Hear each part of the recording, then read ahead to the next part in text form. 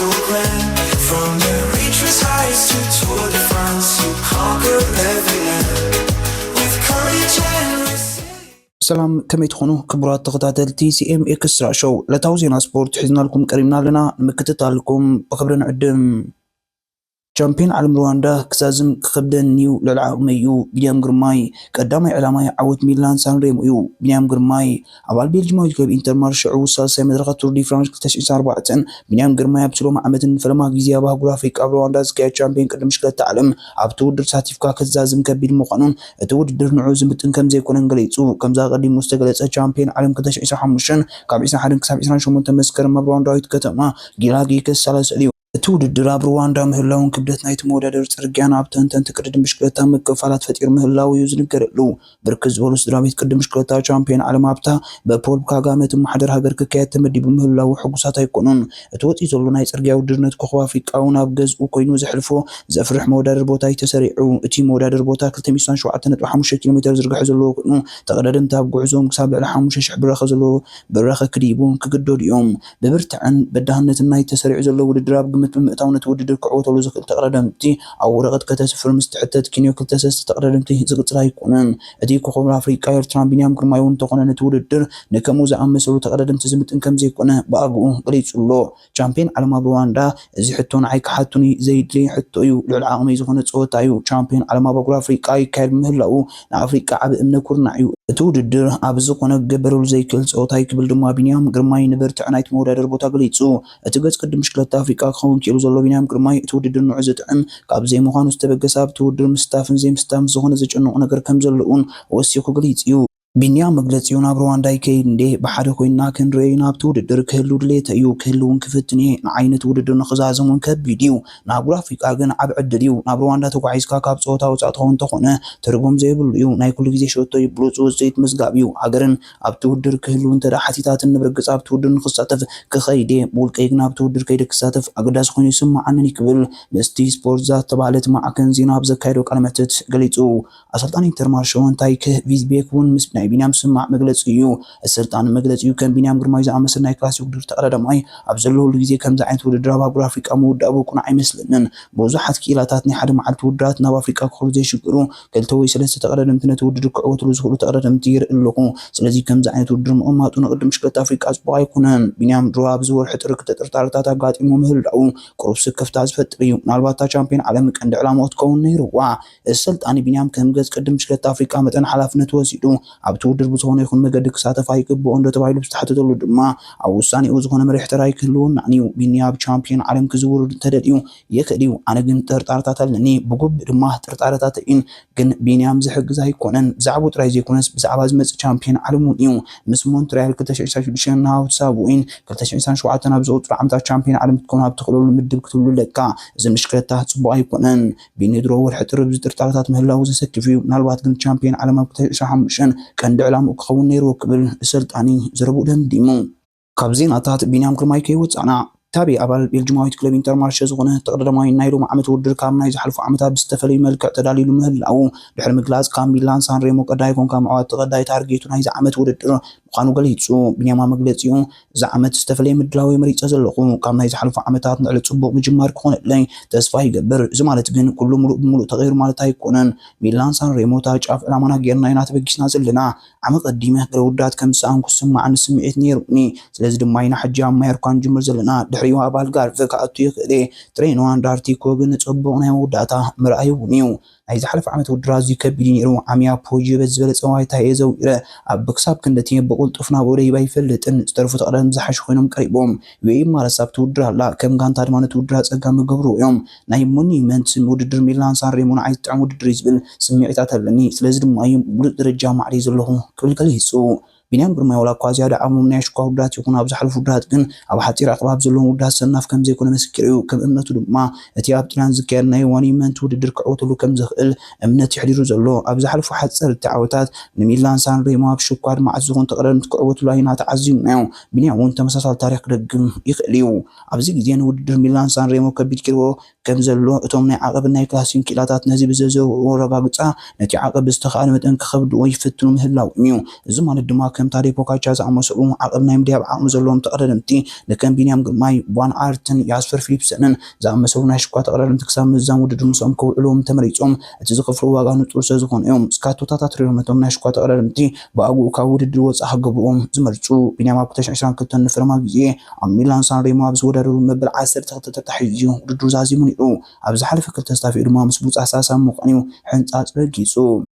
ሚላን ሳን ሬሞ ዝተሓላለኸ ውድድር እዩ ኣካል ናይቲ ውድድር ንዝኾነት ዓቕበት ፖጂዮ ብጣዕሚ የፅላ ምክንያቱ ኣብ ዝሓለፈ ዓመት ማይት ሜትሮታት ምስ ተረፈኒ ሰለስተ ግዜ ካብ ጉጅለ ተሪፈ ክብል ቢንያም እናሰሓቐ ዘረባ ቀፂሉ ቢንያም ወሲኹ ኣብ ዙር ፈረንሳ ምስ ዝረኸብኮ ናይ መድረክ ዓውታት ገብሮ ከም ዝኽእል ርእሰ ተኣማንነት ኣለኒ እዚ ድማ ንደቂ ጋንታይን ኣባላት ስታፍና እንተላይ ዝምልከት እዩ ትምህርትና ክቕፅል እዩ ክንመሓየሽ እንደሊ ኢና ክሳብ ሕጂ ድማ ኣብ ነብሲ ወከፍ ሓድሽ ናይ ውድድር ወቅቲ ናብ ፅቡቅ ውፅኢታት እዩ ዝመርሓና ዘሎ ክብል ገሊፁ ካብዚ ንላዕሊ ሚዛነይ ክቕንስ ኣይክእልኒ ንዓደ ናይ ሽኳ ተቀዳዳማይ ዝኸውን ብቑዕ ሚዛን ኣለኒ ናይ ዝርዝር ጉዳያት ምድላው ልምምዳት ዝኣመሰለ ሚላን ሳን ሬሞ 300 ኪሎ ሜትር ዝርግሕ ውድድር እዩ እቲ ንክዕወተሉ ዝኸበደ ውድድር እዩ ኣብ ነብሲ ወከፍ ትህረም ስካቶ ክትሉለካ ነዚ ድማ ብዝግባእ ተማሂረ ኣለኹ ስለዚ ድማ ኣብቲ ዝበለፀ ናይተን ሽርሽር ክህሉ ዘለኒ ክብል ቢንያም ንክብደት ናይቲ ውድድር ይገልፅ ቢንያም ግርማይ ክኒ ውድድር ሚላን ሳን ሬሞ ዙር ፍላንደርስን እውን ኣካል ካብ ካለንደራ ውድድራቱ ናይዚ ዓመት እዩ ቢንያም ሙስታፊዮ ኣብ ዙር ፍላንደርስ ኣመልኪቱ ድማ ነቶም ኮብልስቶናት ብጣዕሚ ዝፈትዎም ኦደክዋ ሬሞት ወላ እኳ ከባድ ዓቐብ ትኹን እታ ክሊባት ብርሃን ዓቐብ ክብል ገሊፁ ቢንያም ተወሳኺ ናይ ኤውሮጳን ናይ ኤርትራን ግዚኡ ሚዛናውነት ክትሕዞም ምኽኣሉ ቀፃልነት ዘሎ ቁመና ከም ዝሃነፀ ዝገልፅ ንሱ ኣብ መግለፂኡ ኣብ ኤርትራ ኣብ ገዛይ መፅንሐይ ቅኑዕ ውድድራት ምዝዋርን ዝሓሸ ሚዛን ረኺበ ኣለኹ እዚ ኩሉ ምስ ተኣከበ ዝያዳ ጣዕሚ ይፈጥረለይ እቲ ጉዕዞ ብዙሕ ሕማቕ ኣይኮነን ምክንያቱ እቲ በረራ 6 ሰዓታት ጥራይ እዩ ከምኡውን ናይ ግዜ ፍልይ የለን ምስ ስድራይ ድማ ኩነታት ኣየር ኩሉ ግዜ ፅቡቅ ክብል ገሊፁ ቢንያም ግርማይ ዝሓለፈ ዓመት ዝተዓወታ ቀጠልያ ማልያን ምዕቃብ ናዙር ፈረንሳ ናይዚ ዓመት ክምለስ ምዃኑ ርጉፅ እዩ ኣብ መበገሲት መድረክ ቅዳይ ኮይኑ ዝዕወት ተኮይኑ እውን ምስ ቅርፂ መሬት ናይታ መድረክ ቢንያም ብጫ ማልያ ናይ ምዕዋት ተኽእሎ ክህልዎ እዩ ቢንያም ዙር ፈረንሳ ምልክቱ ድማ ከም ናይ ቅጥታ ውድድር ተቀዳዳማይ ንብጫ ማልያ ናይ ምዕዋት ተኽእሎ እኳ ዝተሓተ እዩ እቲ ካልአይቲ ቀጠልያ ማልያ ንዓይትሰማዓንያ ትሸወቶካ ዝኾነ ናይ መድረክ ዓወት ኣመዝጊብካ 40 ነጥቢ ትወስድ ስለዚ በቀጥታ ኣብቲ ናይ ቀጠልያ ማልያ ውድድር ኣለኻ ማለት ክብል ቢንያም ግርማይ ምስ ጋዜጠኛታት ዝነበሮ ግዜ ዛዚሙ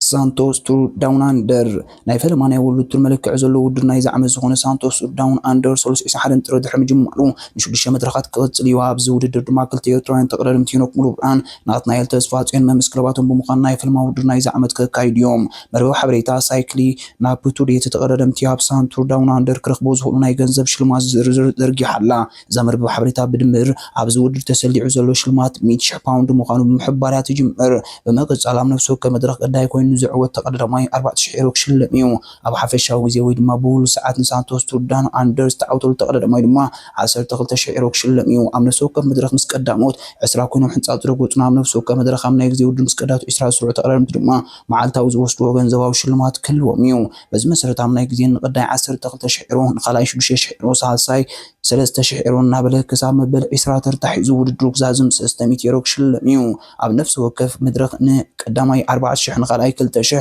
ንሳልሳይ 1,000 ዩሮ ክሽልሙ እዮም ካብ 10 ክሳብ መበል 20 ተርታ ኮይኖም ሕንፃፅ ዝረገፁ ተቀዳደምቲ ድማ ነፍሲ ወከፎም 100 ዩሮ ክወስዱ እዮም ኣብ ናይ ነጥቢ ውድድር ንቀዳይ 1,200 ንኻልኣይ 1,000 ንሳልሳይ 500 ዩሮ ኣብ ናይ ዓቐብ ንቀዳማይ 1,200 ንኻልኣይ 1,000 ንሳልሳይ 500 ኣብ ናይ ብሉፅ መንእሰይ ንቀዳማይ 600 ንኻልኣይ 300 ንሳልሳይ 200 ዩሮ ንብሉፅ ተቀዳዳማይ ኣግሬሲቭ ራይደር ናይ ሓደ መድረክ ድማ 250 ዩሮ ናብ ሕሳቡ ኣታዊ ክገብር እዩ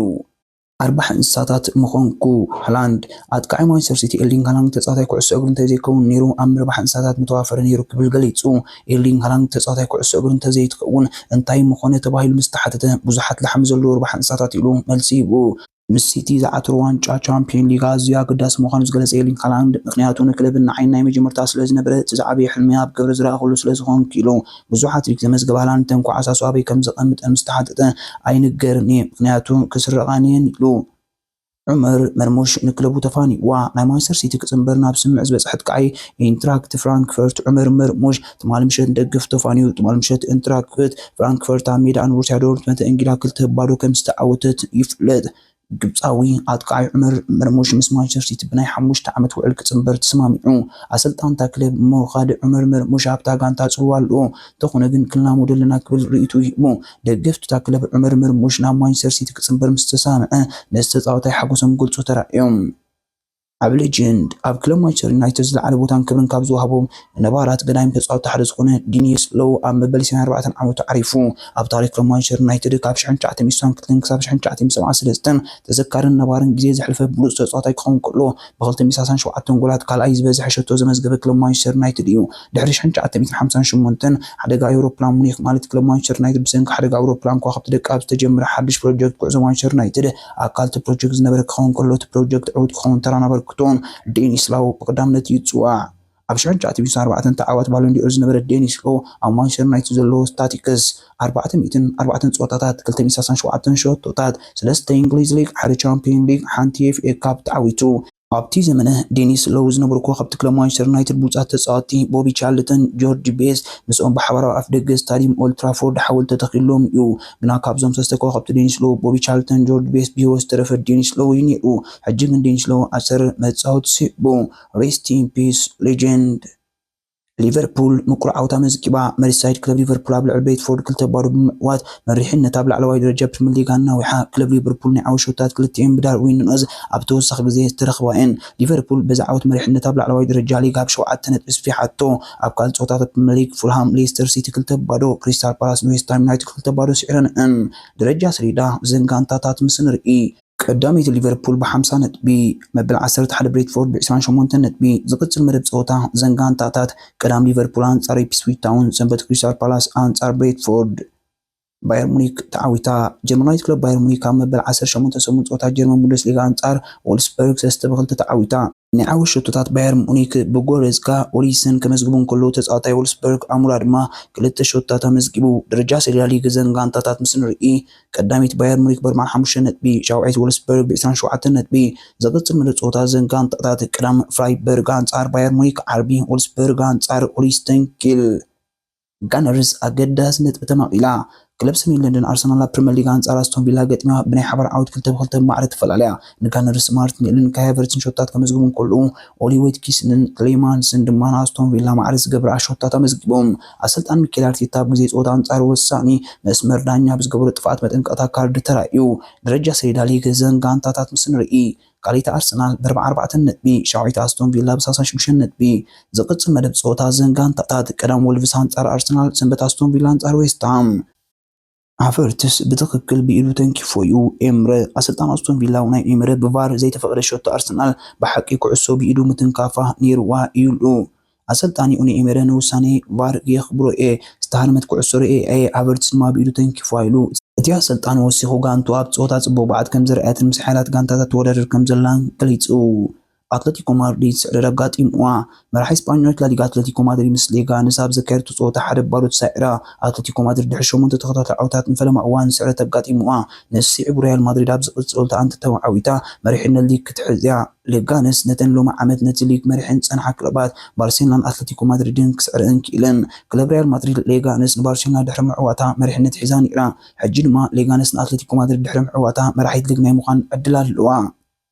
ዝገበርኩም ተኸታተልትና ንሕጂ ሒዝናዮ ዝቐረብና ዕለታዊ ዜና ስፖርት እዚ ክትከታተልዎ ፅናሕኩም እዩ። ኣብ ዝቅፅል ምክትታልኩም ኣይተቋረፁ። ካልእ እውን ስለ ዘሎ ተን 4 ሕግታት ሼር፣ ላይክ፣ ኮመንት፣ ሳብስክራይብ ኣይስለልዎን ወድሓንኩም። አንበሳ ቢበዓል ስረ አንበሳ አንበሳ ቢበዓል ስረ አንበሳ አንበሳ ቢበዓል ስረ አንበሳ